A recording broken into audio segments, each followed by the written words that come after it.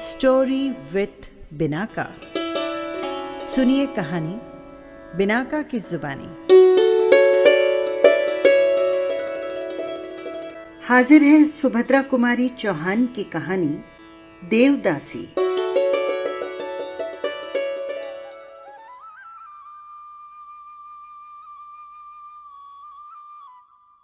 सोकर उठते ही सुरेश की दृष्टि सामने वाले मकान पर पड़ी जो महीनों से खाली पड़ा था। उसने देखा एक स्त्री सामने छज्जे पर खड़ी है। सिर के बाल छल्ले छल्ले बनकर माथे पर बिखरे हुए थे। रंग बहुत गोरा न होकर भी सांवला न था। चेहरा बड़ा ही आकर्षक था। स्त्री के चेहरे पर विषाद की एक गहरी छाप साफ दिखाई दे रही थी। उम्र कुछ अधिक थी पर सौंदर्य में किसी प्रकार की कमी न आ पाई थी। सुरेश मंत्र मुग्ध की तरह बहुत देर तक उसकी ओर देखता रहा। स्त्री नीचे सड़क की ओर देख रही थी। आंख ऊपर करते ही उसने सुरेश को देखा। दोनों की आंखें मिली। सुरेश की आंखों में प्रश्न था और रमणी की आंखों में याचना। तुरंत ही किसी प्रकार की आवाज सुनकर रमणी भीतर चली गई। फिर छज्जे के दरवाजे दिन भर बंद रहे। उसके नए पड़ोसी कौन हैं, ये सुरेश बिल्कुल न जान सका। शाम को सुरेश घूमने चला गया। घर लौटा तो 11:30 बज रहे थे। सामने वाले मकान में अब भी प्रकाश था। सुरेश एक आराम कुर्सी पर लेट सा गया। एकाएक बड़ी ही मधुर संगीत की लहर ने आकर उसकी सारी शिथिलता को दूर कर दिया। वो उठकर बाहर आया। छज्जे पर सामने वाले मकान में कोई गा रही थी। सांवरिया से लागी रहे दो नैन, सांवरिया से लागी रहे दो नैन। गायिका संगीत कला की विशारदा जान पड़ती थी। सुरेश भी तो संगीत प्रेमी था, और केवल संगीत प्रेमी ही नहीं, संगीत के विषय में उसे काफी ज्ञान भी था। सुरेश सोचने लगा, हो न हो ये वही स्त्री है। पुरुष के गले में इतनी मिठास आएगी कहां से। तब तक गायिका ने गीत का अंतरा गाया। काह करो कित जाऊं, मोरी सजनी नहीं परत मोहे चैन, सांवरिया से लागी रहे तो नैन। संगीत बंद हो चुका था। सुरेश कुछ देर तक टहलता रहा और थोड़ी देर में उसे एक हल्की सी चीख सुनाई दी। फिर सब कुछ बंद हो गया। सुरेश कुछ समझ न सका कि मामला क्या है। वो जाकर सोया रहा। दूसरे दिन सवेरे सुरेश देर तक सोता रहा। जब वो सोकर उठा तब तक छज्जे के सब दरवाजे बंद हो चुके थे। दोपहर को सुरेश अपने कमरे में खड़ा था। एकाएक सामने वाले मकान की खिड़की का एक कांच निकल गया। सुरेश ने फिर उसी रमणी का मुंह देखा। इन दोनों के बीच काफी अंतर था। चेहरा भी बहुत साफ न दिखाई पड़ता था। रमणी बहुत देर तक सुरेश की ओर देखती रही। आंखों में याचना थी, चेहरे पर करुणा। सुरेश कुछ समझ न सका कि मामला क्या है। वो बैठ गया। बैठ जाने पर वो स्त्री दिखाई न पड़ती थी। कुछ देर बाद सुरेश ने देखा कांच फिर उसी तरह जहां का तहां लगा दिया गया है।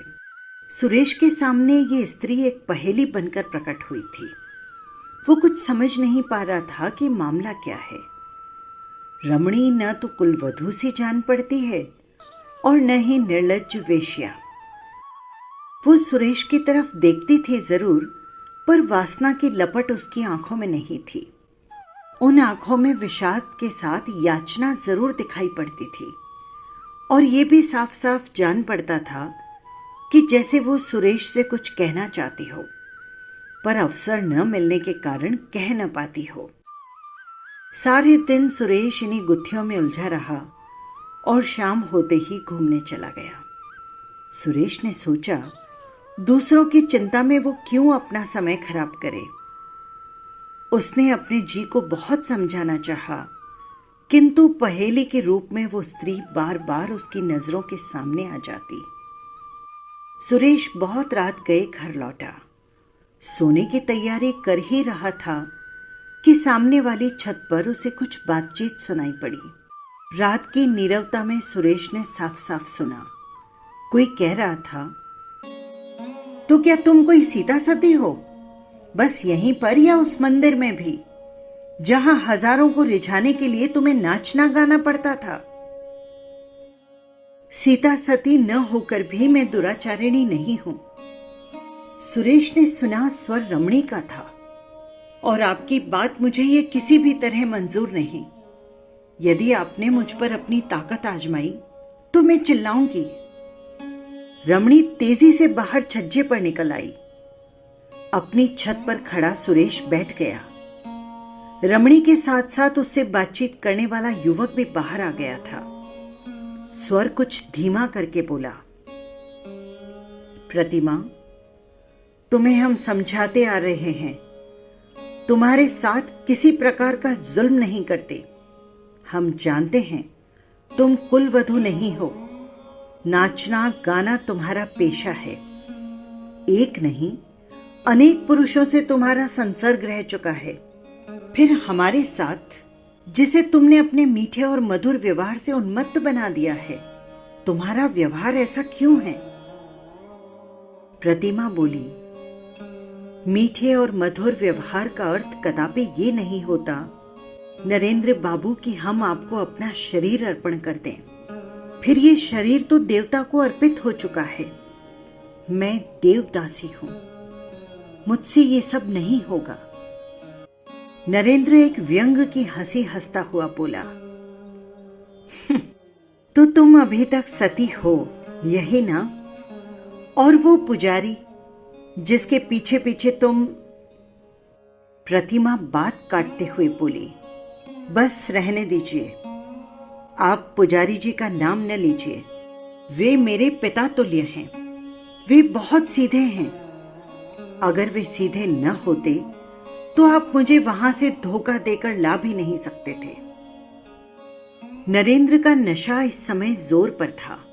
वो क्रोध से चिल्लाया, मैंने उन्हें धोखा दिया है या तुमने मुझे उल्लू बनाना चाहा है? साफ साफ कहो, क्या तुम्हारी खुद की इच्छा न थी मेरे साथ घूमने चलने की? घूमने जाना दूसरी बात है और घूमने के बहाने भाग जाना दूसरी बात। आपने पुजारी जी से नहीं कहा था कि शाम होने से पहले लौट आएंगे? ओहो, इतनी भोली तो न बनो। तुम नहीं जानती थी कि हम लोगों ने घूमने की बात क्यों की थी? तुम तो बड़ी नीच हो। सब कुछ तुम्हारे कारण हुआ है और तुम अब मुझे बेवकूफ बनाना चाहती हो। यदि मुझे मालूम होता कि घूमने के बहाने आप लोग मुझे भगा ले जाएंगे तो मैं आप लोगों के साथ कभी ना आती। झूठ बोलते हुए तुम्हें लज्जा नहीं आती? ये क्यों नहीं कहती कि किसी दूसरे से आंख लड़ गई है? बेहया कहीं की। कहकर नरेंद्र गुस्से से छत पर टहलने लगा। प्रतिमा ने कहा, आपका व्यवहार मेरे साथ बहुत उद्दंड होता जा रहा है और मैं इसकी आदी नहीं हूं। अच्छा, उद्दंड व्यवहार इसको कहते हैं। कहते हुए नरेंद्र ने कसकर एक तमाचा प्रतिमा को लगा दिया। प्रतिमा चीख पड़ी। कमरे से नरेंद्र के साथ अन्य युवक बाहर निकल आए। उनमें से एक बोला, अरे यार छोड़ो भी, तुम क्यों इसके पीछे पड़े हो? यार, पीछे पड़ने की बात नहीं है। तुम जानते हो कि हम लोग 1 महीने से इसके पीछे रुपए, पैसे और समय सब कुछ बर्बाद कर रहे हैं। कुछ मेरे अकेले का ही अनुमान नहीं था, तुम सब लोगों का अनुमान था कि ये हम लोगों के साथ भाग जाना चाहती है। तभी तो हम लोगों ने इसे वहां से निकाला। नहीं तो कोई औरतों को भगाना हमारा पेशा थोड़े ही है। अनुमान गलत भी तो हो सकता है, एक तीसरे ने कहा, जिसे अनायास ही प्रतिमा से कुछ सहानुभूति हो गई थी। तुम लोग बेवकूफ बन सकते हो पर मैं नहीं बनूंगा। मैं अभी इसे सीधे किए देता हूं। ऐसा कहते हुए नरेंद्र ने प्रतिमा के पास आकर कहा, ये रोना किसे सुना रही हो? अब कोई तुम्हारे नखरे को देखकर धोखा नहीं खा सकता। तुम्हारी तो जात ही ऐसी है। उल्लू फंसा कर रखने में तुम लोग अपनी विजय समझते हो, पर हम अब उल्लू नहीं हैं कि फंस जाएं। पहले तुम्हें फंसा लेंगे, बाद में हम फंसेंगे। प्रतिमा ने कहा, ठीक है, आपकी कैद में हूं, आप जो चाहे कर सकते हैं। पर मैंने आप लोगों को पढ़ा लिखा और सभ्य पुरुष समझा था। मैं कहां जानती थी कि पुरुष के रूप में आप राक्षस हैं। हाँ, हम राक्षस हैं। और इसी के साथ नरेंद्र ने दूसरा तमाचा प्रतिमा को जड़ दिया। और तुम तो देवी हो, बदजात कहीं की। मंदिर का राई रत्ती हाल जिसे न मालूम हो, उसके सामने अपने सतीत्व का ढोंग रचना। यहां पहले से ही हम सब कुछ जान चुके हैं, तब पैर आगे बढ़ाया था। हमने कोई कच्ची गोलियां नहीं खेली हैं। अब सुरेश से रहा न गया। वो उठकर खड़ा हो गया। टॉर्च फेंकते हुए उसने कहा, आप लोगों की बात मैं करीब आधे घंटे से सुन रहा हूं, और ये सब बातें सुनने के बाद इस परिणाम पर पहुंचा हूं कि आप लोगों ने इनको कैद कर रखा है, और ये आपकी कोई नहीं, आप लोग इसे भगा कर लाए हैं। नरेंद्र ने उसी क्रोध के स्वर में कहा, हमारे आपस के झगड़े में पड़ने वाले कौन हो तुम? सुरेश बोला, मैं एक मनुष्य हूं जो मनुष्यता का व्यवहार करना चाहता है। यदि आप लोगों ने मेरे साथ दूसरी तरह का व्यवहार किया तो फिर मुझे पुलिस का आश्रय लेना पड़ेगा। मामला पुलिस तक पहुंच गया। वे चारों व्यक्ति जमानत पर छोड़े गए। प्रतिमा को उसकी इच्छानुसार सुरेश के साथ छोड़ दिया गया। सुरेश उसे उसके मंदिर में पहुंचा देना चाहता था, परंतु प्रतिमा उसी रात बीमार हो गई और लगातार 1 महीने तक बीमार रही। बीमारी से अच्छे होने के बाद अस्पताल से लौटकर प्रतिमा सुरेश की अतिथि हुई। दूसरे दिन सुरेश बोला, अब मैं आपको मंदिर पहुंचाई देता हूं, किंतु आपने अब तक ये नहीं बताया कि आप इन लोगों के चंगुल में कैसे फंस गई। प्रतिमा बोली, गुजरात के देहाती इलाके में दुर्गा देवी का एक बड़ा प्राचीन मंदिर है। मंदिर से लगी हुई बहुत सी जायदाद है, जिसकी सालाना आमदनी 30,000 के करीब होती है। उसी मंदिर में मैं एक देवदासी हूं। माता पिता ने मन्नत मांगी थी कि यदि संतान होगी तो कन्या संतान देवता की भेंट चढ़ा देंगे। मैं उनकी दूसरी संतान हूं। 5 वर्ष की आयु में वे मुझे इस मंदिर में छोड़ गए थे। मंदिर के बहुत से ट्रस्टी हैं और एक प्रधान पुजारी। पुजारी और भी कई हैं। प्रधान पुजारी पढ़े लिखे, विद्वान और बहुत नेक हैं। मंदिर की आमदनी से बहुत से छात्रों को छात्रवृत्ति मिलती है। बहुत से अनाथ और विधवाओं का पालन होता है। प्रधान पुजारी के कारण मंदिर में किसी प्रकार का अनाचार नहीं हो पाता। मेरे अतिरिक्त और भी देवदासियां हैं। मंदिर के ट्रस्टी और अन्य लोग देवदासियों के साथ अनाचार करना चाहते हैं, पर प्रधान पुजारी के कारण ये हो नहीं पाता है। इसीलिए ट्रस्टीगण पुजारी जी से असंतुष्ट हैं। मुझे पुजारी जी ने छुटपन से ही हिंदी और संस्कृत की शिक्षा दी है। मैं मंदिर में नाचने गाने के बाद उनका पढ़ने लिखने का बहुत सा काम कर देती थी। वे बहुत बूढ़े हो चुके हैं। नरेंद्र वगैरह 6 आदमी एक दिन मंदिर में पहुंचे। ये लोग पढ़े लिखे सभ्य कहलाते हैं। पुजारी जी ने इनके आदर सत्कार का भार मुझे सौंपा। इसके बाद इन्होंने मंदिर में कुछ दिन ठहरना चाहा। आने जाने वालों के लिए ठहरने का प्रबंध वहां काफी अच्छा है। इसके बाद ये लोग मुझे धोखा देकर यहां ले आए। कई जगह ले गए, कहीं 1 दिन ठहरे, कहीं 2 दिन। सब जगह मुझसे यही कहते कि पुजारी जी से पूछ लिया है, पर मुझे संदेह हो गया। यहाँ कई दिन से ठहरे हुए हैं और जो कांड हुआ वो सब आप जानते हैं।